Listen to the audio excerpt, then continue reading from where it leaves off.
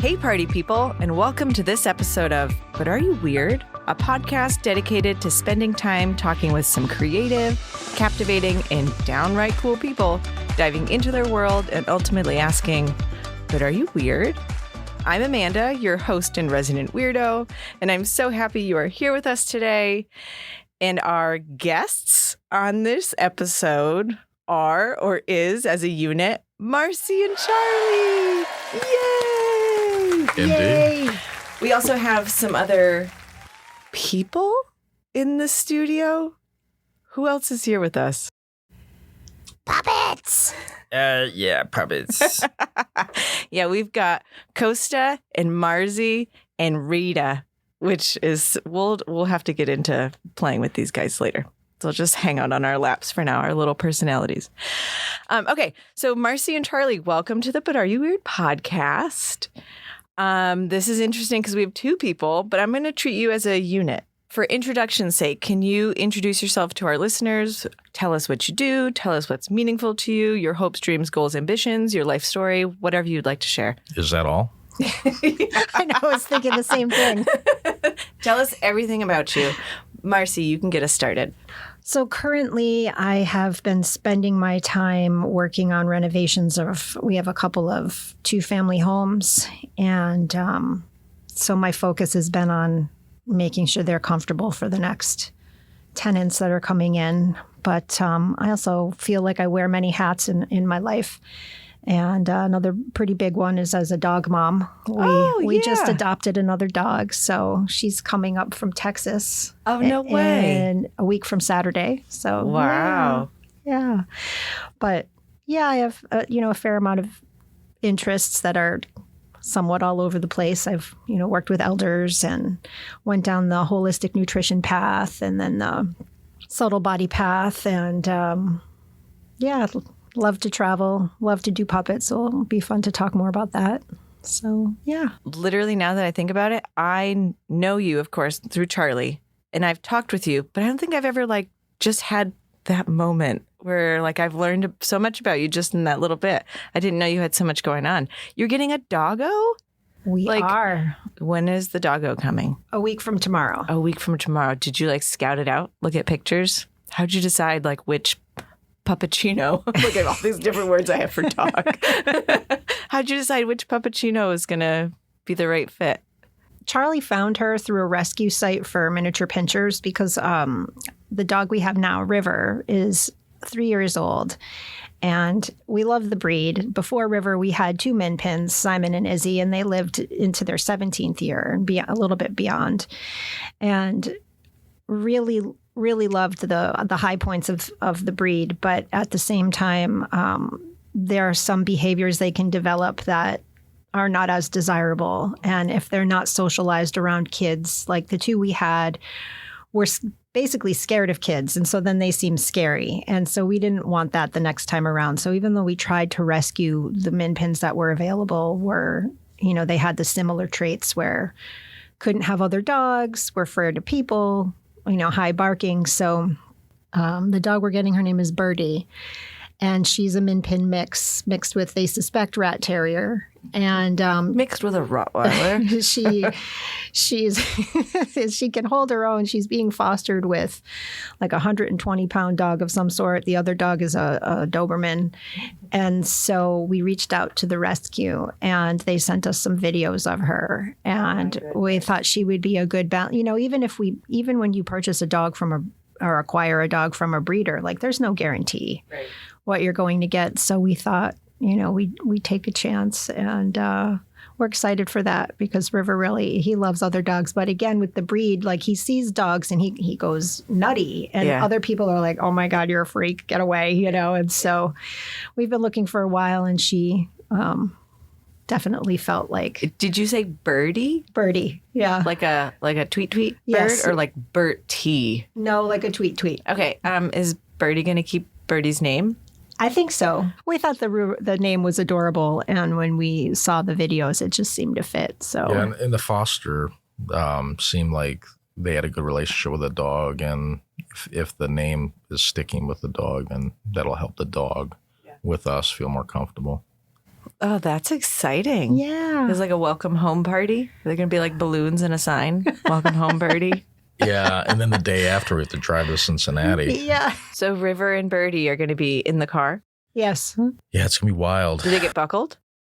Kind of. Yeah. Kind of. Like their harness gets like... I mean, we have like this dog booster seat that they wear a I'd harness. expect nothing less from the coolies on that one. I mean, I've researched all about, I mean, they even have like crash test seats, and, you know, these, like River has this fancy harness that has been crash tested because, you know, my thought is they're, you know, like let's just make it clear. I know they are not like human people, but we don't have human kids. So they are like our children, and they are part of the family. And I think most people who are dog or are pet people feel that way about their pets. Absolutely. And so it's just, you know, trying to do the best that you can with the resources that you have. And it actually is better to not, you know, there are moments River doesn't like being in the car. Like once we get on the highway, he's good. But otherwise, if he wasn't tethered in some sort of way, it would be kind of a hazard for... Yeah. And that's a little doggerino. Yeah. Look, there's another word. Yeah. Doggerino to be flying around. Wow, Cincinnati. Charlie, I actually... I heard a Geico commercial about Cincinnati. Have you, by any chance, heard it? No, I missed out on this. It's like, oh my gosh, it's this guy that's at like a rock concert, and I can't remember what the parallel they're trying to draw, but it's like when the rock concert guy is better at like hyping up the crowd than actually playing the music. And it's like, all right, Cincinnati, let's hear it. All right, give me a C. That's funny. They try spelling Cincinnati. And I was like, that's really funny. I should find that and send that to Charlie. I do think sometimes about Bill Belichick saying Cincinnati, especially since we live in New England. That was one of his big... Tell me about it. Basically, he was trying to get attention off of like a loss or something. And he was like, we're on to Cincinnati. Oh, yeah. We're on to Cincinnati. Yeah. I feel like we should talk about why Cincinnati's important. So, Charlie, Cincinnati? Yeah. What relevance does that have for you? Well, that's my hometown. That's where I grew up. Cincinnati daddy. Yeah. Yeah, but I've actually lived more in Massachusetts than Cincinnati at this point. Oh, you've reached the tipping point I in think time? by a year or two. Yeah, I think you're past the tipping point. Yeah. You've gone over the edge. Yeah, but it's a great city. Highly recommended. I love the people there, and I miss the people there. And it's a beautiful city, too. It's one of the prettiest skylines of a city. So I recommend everyone go to Cincinnati at some point. If people do travel to Cincinnati, what is a must do? Okay, let's see. Go check out Mount Adams, this really cool Is it a real mountain? part of the city that's not really. Okay. Well, it's kind of we have more like what we describe as rolling hills in Cincinnati. But you get, you go to the top, you get the view of the city, you get the view of the river, Ooh. you get these old school, I don't know, how would you describe Mount Adams? Like old school architecture? Well, yeah. Is that what you mean? Yeah, like kind of like they're not old school. Like you've got the brownstone and Boston next to each other. They're tight, like close, townhouses? Charming townhouse, but you know, from yesteryear, from like 100 years ago. So it's got that charm to it. So you got like a lot of little shops, restaurants, the charm of Mount Adams, the views of the city. So go check out Mount Adams. Okay. You got to get yourself some Grater's ice cream. That's Oprah Winfrey's favorite ice cream. Grater's? Grater's ice cream. My brain wants to know, how's it spelled? Graeters. That's the last name of the people that. Wow. I would have lost the spelling bee. And let's see, Skyline Chili. Cincinnati's known for its chili. They're known for its football, the Bengals. I saw something Bengals, and I almost got it for you. Oh, Just you so did? you know. And then I've been trying to get in the habit, which I also didn't do this either, of like instead of buying things that like I think people would like, just like taking pictures of them, but I didn't even take a picture. You know, Yeah. those like really ostentatious blocky chains with like the giant B gold chain that they wear at football games. I saw one of those. Oh, that would have been fun. They had only a Red Sox one and a Bengals one of all in this like sports collectible store in Connecticut.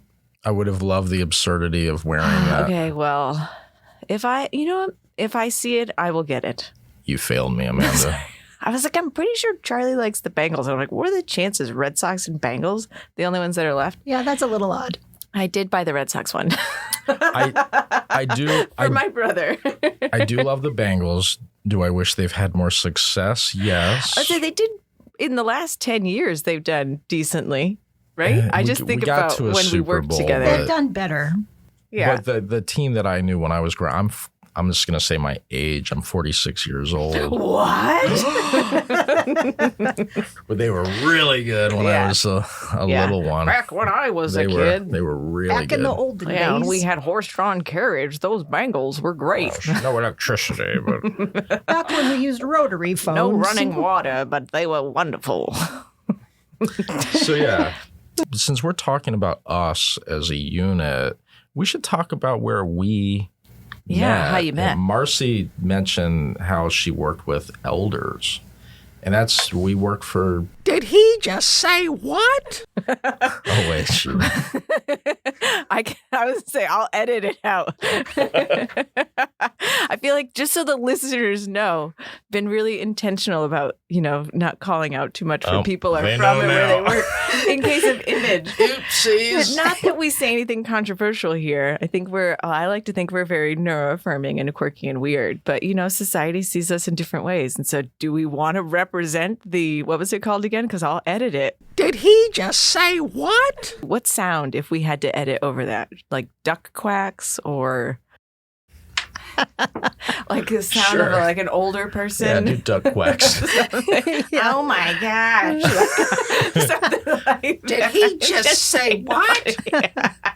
Yeah, there's your line. That would be great. Can you do that again? Did he just say what? Okay. So sorry, hold on. Yeah. Before we started recording, I said, hey, let's make sure we don't call out the names of the places. First thing Charlie I thought does. that was current, not before. It doesn't matter before. My eyes are bugging out at you. Like, what are you doing? Marci looked at me like, did we not just talk about this? Literally. I thought pass was okay. I typed it in. Anyway, so you met. So we met. I had worked there for 5 years. Marci had worked there. You worked there for what, 18 or Yeah, just something? shy of 18. 18 years? Yeah, I had 5 different jobs for the agency. Yeah. So that's where we got to meet each other. And what's the story? Come on. Oh, we're going there? We want to hear it. Seriously? Is that where we're going? It actually was one of the things I had on my list of things to ask. It says, ask Charlie and Marci about their relationship. We started as friends. Imagine if you were enemies. We hated. Actually, that could happen. Yeah, opposites attract, right? Maybe yeah. Well, I suppose as to just jumping right into a romantic relationship. Like Charlie would visit me in my office every day. He'd make the rounds. Did he like lean up against the wall? I was like, sup, Marci? I might have actually. He might have, yeah. Anyway, I liked going into Marci's office and chatting with her. She was a supervisor. I was a case manager. She wasn't my direct supervisor. I was going to say, no, it wasn't like that. But yeah, we became friendly, and it just dawned on me more and more that this seemed like it should go other places. So then I decided to brave up and walk into her office. Are you going to tell her the story? Go ahead. Yeah, tell me. I felt very Don Juan afterwards. Oh, excuse me. So I walked in, I sat down, I looked at Marci and I said, what time? No. He totally did. I said, what time? And then just waited. Marci then said, what time for what? And I said, what time? She starts laughing some more. And she's like, I don't know what you're talking about. What are you talking about? Mm-hmm. And I said, what time do you want me to come over tonight? I'll bring, maybe some movies. We would go out for dinner. Yeah. Something like that. Yeah, she said 7. That's so late. Actually, I think it might not have been 7. I know. It's an example, Amanda. Yeah. So yeah, Nice moves. It launched from there, and then I walked down. I was like, "Oh right, You're right. It worked. Okay. Yeah. Did you have like a follow up? Like, were you prepared? Like I feel like you're like, all right, I'm going to go do this thing, and then you get your answer, and it's like, okay, I actually didn't plan beyond this moment. No follow up. No. Yeah. It's like Just overwhelmed with giddiness. I used my instincts, Yeah. Amanda. Yeah. Rolled with it. And yeah. From there, we spent more time. We fell in love, and we got married. And 18 years later, we're having this conversation with you. Yeah. Hey, but Marci, what was your take? How do you remember that? I remember it that's pretty much, what happened. Yeah. In your head, were you like, when the first time he asked, were you like, oh, I think he's going to ask me something along these lines, or? No, I didn't really know until he asked, but I always enjoyed our conversations. I think one of the things that I have always appreciated and over time has realized that is special for us, or maybe special, maybe it isn't, but like laughter is pretty high up, if not like the primary thing in our relationship. Mm-hmm. We can make each other laugh. And not that anybody ever means to take anything for granted, but I was having a discussion one time with a friend who had said to me, that's pretty special when I think about like past relationships. I didn't have that. And for me personally, like that was always something that was super important. And we had that naturally. Yeah. And even the story of that is funny. Yeah. Like there's laughter. Well, yeah. And I think that there was a period of time that we kept it quiet. Like if we ran into people from work, we would just naturally, like we wouldn't necessarily avoid them. Although there was one time we were in the car and we were on the highway and we kept running into our executive director because the idea was that we couldn't find anything anywhere at the place where we worked that said that we couldn't have a relationship. But we also wanted to be able to make that difference between, okay, we work together, and if this doesn't work out, right. We did have, I feel like we had that conversation pretty early on that if this doesn't go anywhere, we'll still respect each other as, coworkers and friends and just move on and not make it about the agency because we don't want to add additional drama. Yeah. So I think there was some, fun that was had just trying to keep it quiet. But we were also like out in the world. We weren't trying to hide from the world. I like making Marci laugh a lot. So going into her office, you were always laughing. So it was fun. Yeah. Yeah. It just evolved from that. And we've enjoyed our humor together ever since. It's one of my favorite things about you. Oh, yeah. This amongst is sweet. Many other things. The laughter is a large reason why you two were invited. I love the two of you together. I love each of you separate, but the two of you together is, what's the phrase? Like the sum, wait a minute. The sum is greater than the parts. Yeah. How does the actual quote go? That idea of like, sense. If I add Charlie plus Marci, you get one thing, but Charlie and Marci are bigger than both of you added together. Whatever that quote is, insert it here. I'm not going to be able to think straight. I'll Google it later. But you two together are so much fun.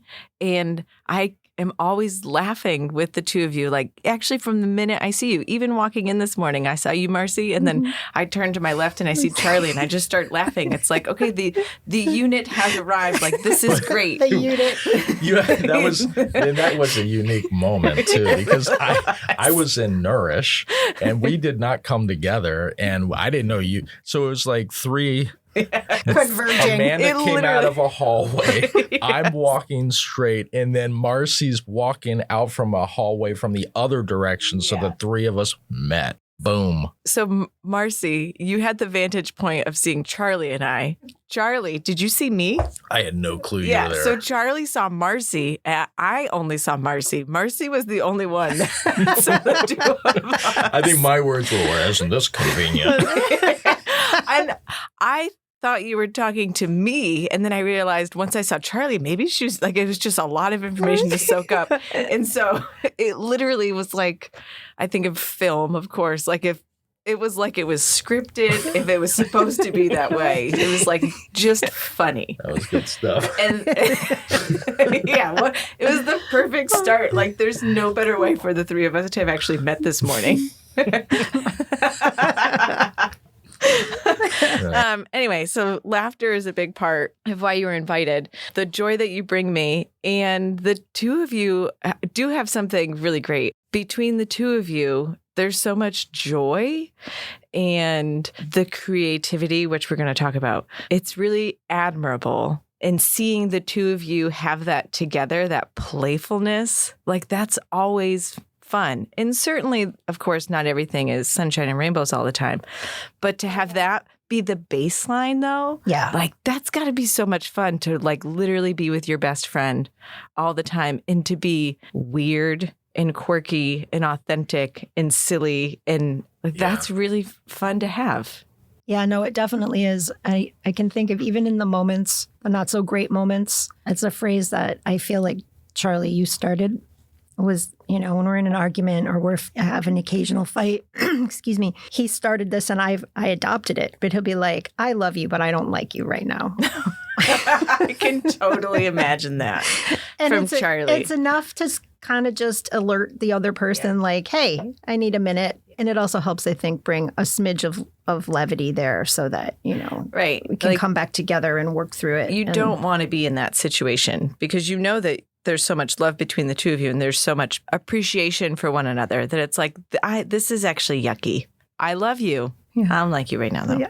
Marci and I do, whether it's puppets, whether it's home renovation, we like to spend time with each other in that way. Yeah. Where we're doing something, making something.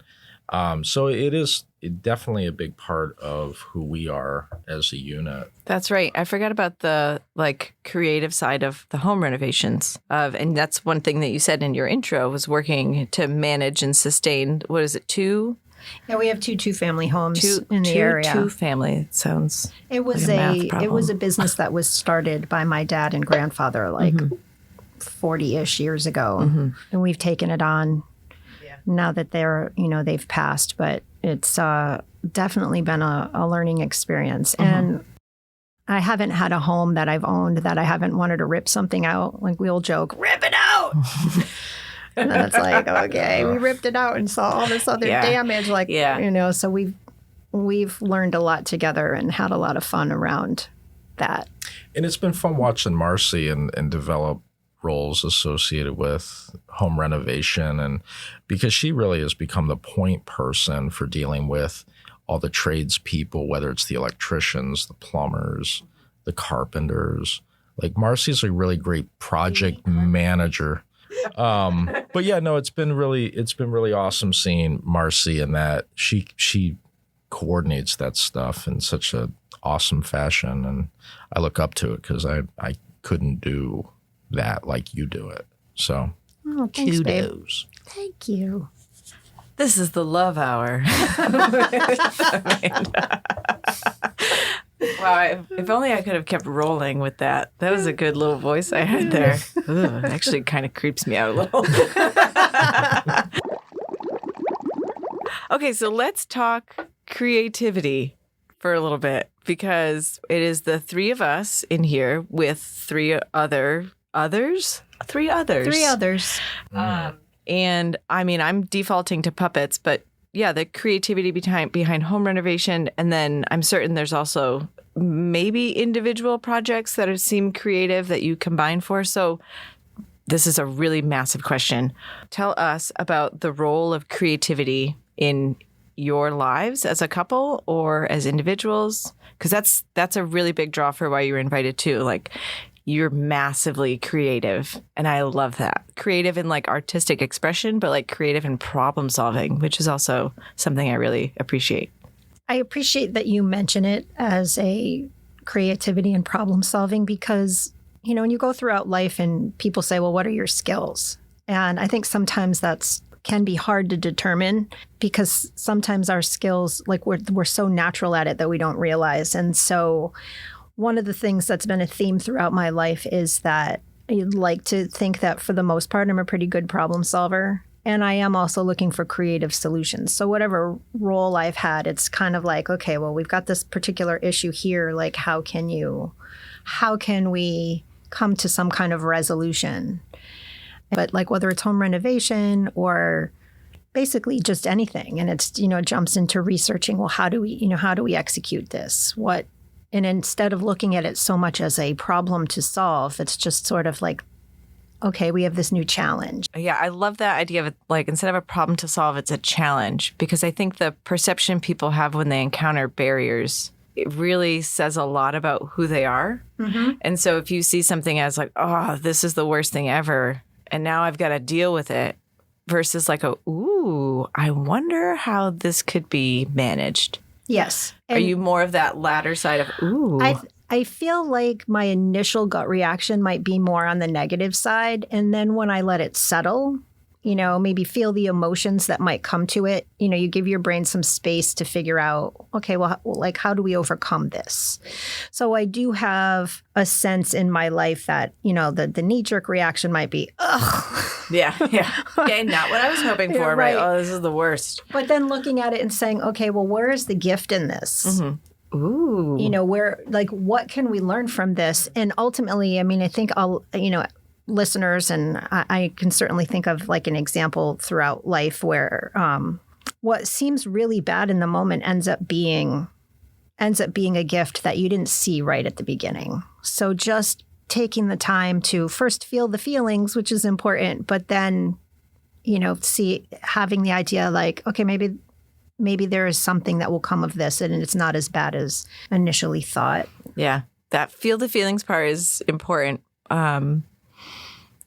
Because I think like a toxic positivity, right? Like some things actually suck. Yeah, some things actually really suck. Yeah. They just plain old suck. So, in the moment. Yeah, let the thing suck and then don't be paralyzed by it. There's still something else on the other side. Absolutely. And some things, I'm thinking about what people might be considering in their lives that has sucked. Some things do suck and they suck for a while. Yeah. So like I'm not trying to like minimize the experiences I wouldn't want to of others. either, because I think, as the longer we all live life, we experience some really awful things. Mm-hmm. And, an example I could give at the risk of being kind of morose is that my dad passed away when I was 17, and I went to a group counseling session that was recommended. And the question was, of course, if you could get your loved one back, you would, but you can't.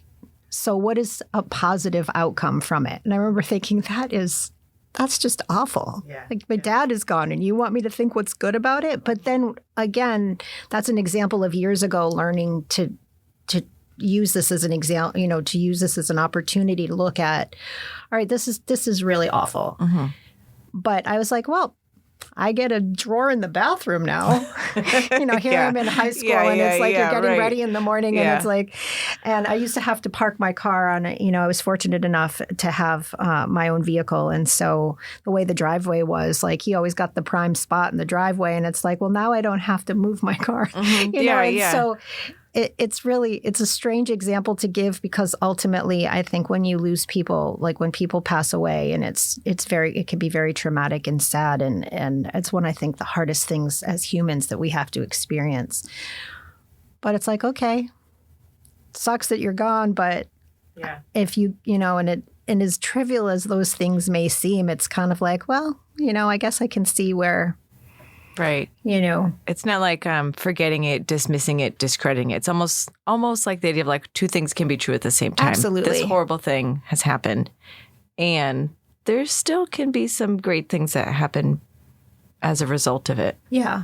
Not that you would want it to happen to get the thing on the other side. Right. But yeah, I'd gladly give up the the potential new positives for perception is and the mind shift and being able to see things as being temporary and potentially having some value in them.